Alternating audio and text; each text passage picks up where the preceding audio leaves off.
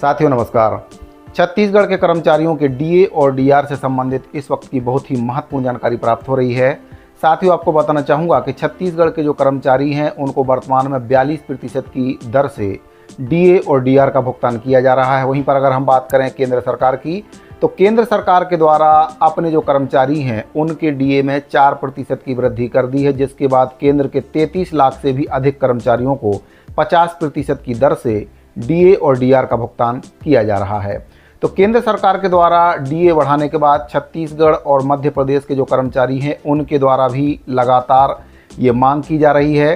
कर्मचारी अधिकारी संगठन और जो शिक्षक संगठन हैं वे अब मुखर हो गए हैं और लगातार वे सरकार से मांग कर रहे हैं कि उनका जो डीए और डीआर है केंद्र के बराबर उनको दिया जाए।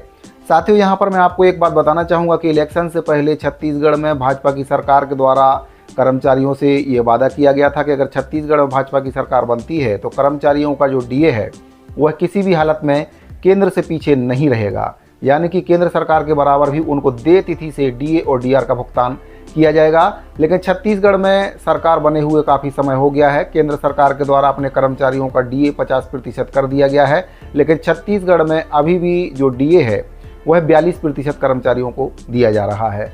तो इलेक्शन को देखते हुए लोकसभा चुनाव से पहले और आचार संहिता लगने से पहले छत्तीसगढ़ की जो सरकार है एक बार फिर से कर्मचारियों के डीए में 4% की वृद्धि कर सकती है। इसके संबंध में जो आधिकारिक सूत्रों से जानकारी प्राप्त हुई उसके अनुसार छत्तीसगढ़ सरकार अपने कर्मचारियों को लोकसभा चुनाव से पहले, आचार संहिता लगने से पहले उनके डीए और डीआर में 4% की वृद्धि कर सकती है।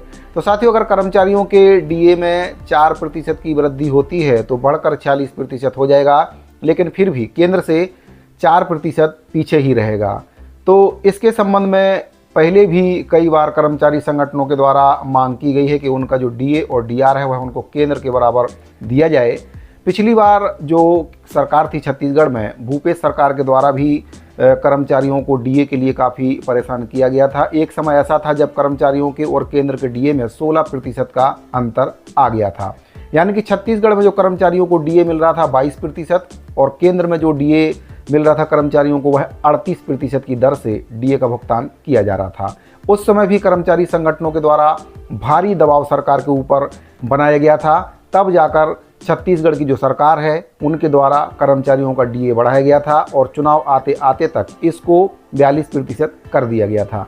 लेकिन अब फिर से वही स्थिति आ गई है। छत्तीसगढ़ के जो कर्मचारी हैं उनका डीए केंद्र से 8% पीछे हो गया है और ऐसे में सरकार के ऊपर कर्मचारी संगठनों का भारी दबाव है और सरकार इसीलिए अब मजबूर हो चुकी है। और जो जानकारी पता चल रही है उसके अनुसार छत्तीसगढ़ सरकार कर्मचारियों को 4% महंगाई राहत और महंगाई भत्ते की सौगात आचार संहिता लगने से पहले दे सकती है। तो छत्तीसगढ़ के कर्मचारियों और पेंशनरों से संबंधित डीए और डीआर को लेकर ये बहुत ही महत्वपूर्ण जानकारी प्राप्त हो रही है। छत्तीसगढ़ की सरकार कर्मचारियों को 4% डीए और डीआर की जो सौगात है वह दे सकती है। जल्दी ही इसके संबंध में निर्णय लिया जाएगा। कभी भी मुख्यमंत्री विष्णुदेव साय जी के द्वारा इसके संबंध में घोषणा की जा सकती है और जो जानकारी प्राप्त हो रही है उसके अनुसार आचार संहिता लगने के ठीक पहले ही कर्मचारियों के डीए और डीआर में 4% की वृद्धि राज्य सरकार कर सकती है। छत्तीसगढ़ के कर्मचारी अधिकारी और पेंशनरों के डीए और डीआर को लेकर ये बहुत ही महत्वपूर्ण जानकारी प्राप्त हो रही थी। जानकारी अगर आपको अच्छी लगी हो तो वीडियो को लाइक कर दीजिए।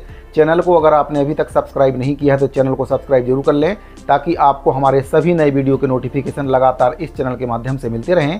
साथ ही इस वीडियो फिलहाल इतना ही। मिलते हैं अगली वीडियो में। जय छत्तीसगढ़।